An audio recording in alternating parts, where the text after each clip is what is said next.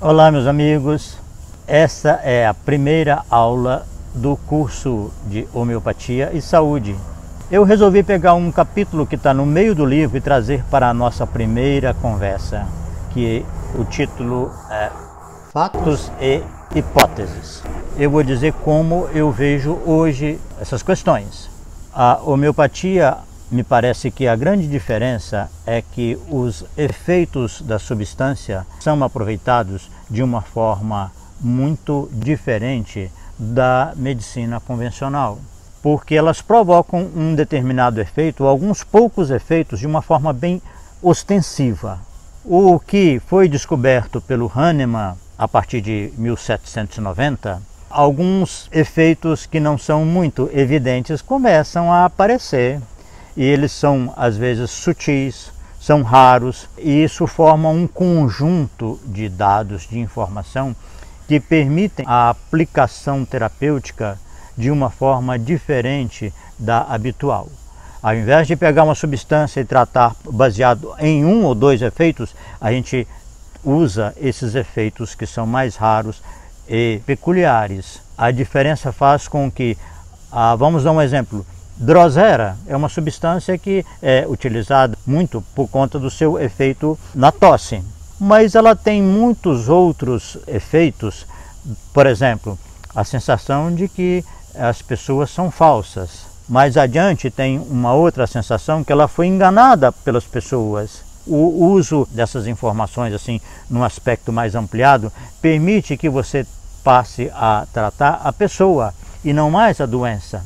Isso resume praticamente toda a diferença da homeopatia em relação ao uso terapêutico baseado no efeito mais conhecido, mais chamativo daquela substância. A partir daí, a homeopatia se baseia no tratamento de pessoas, das suas características. Então, levanta-se um conjunto de informações.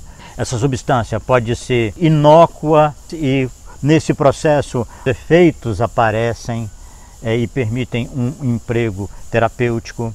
É o levantamento de um conjunto de informações que permitem a aplicação da homeopatia. O fato de trabalhar com efeitos que permitem essa noção de tratamento do indivíduo como um todo gera uma prática muito diferente dessa convencional e, consequentemente, os resultados também são diferentes. Podemos dizer que o experimentador, que é utilizado para se investigar esses efeitos peculiares, deve ser um sujeito sadio. É essa condição de saúde relativa que facilitará o aparecimento. Esse experimentador, ele vai sendo treinado com o tempo, com a participação nesse tipo de pesquisa. Geralmente é um sujeito voluntário. É ele, o seu organismo e o seu psiquismo, que faz a identificação dessa substância através dos efeitos que ela provoca nele mesmo. Ele vai apresentando um conjunto de alterações, como eu disse, que podem ser sutis e muito fugazes. Entretanto, o grupo, esse é um trabalho para ser feito em grupo. Essa foi a metodologia desenvolvida por Hahnemann e até hoje praticamente a melhor. Ninguém fez mudanças importantes nesse procedimento, que é chamado de experimentação no homem sadio.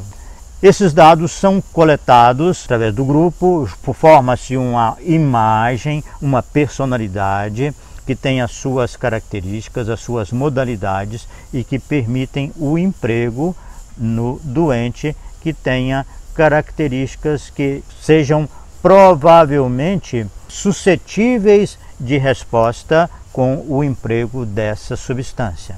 Nós vamos ver que todo o leque de efeitos obtidos através dessa pesquisa, dessa investigação, eles podem ser reunidos, e foi isso um grande passo que o Hahnemann deu, porque ele coletou os efeitos curativos, os efeitos que apareciam no começo do processo ou posteriormente, tudo isso ele compilou e transformou isso naquilo que a gente chama de matéria médica.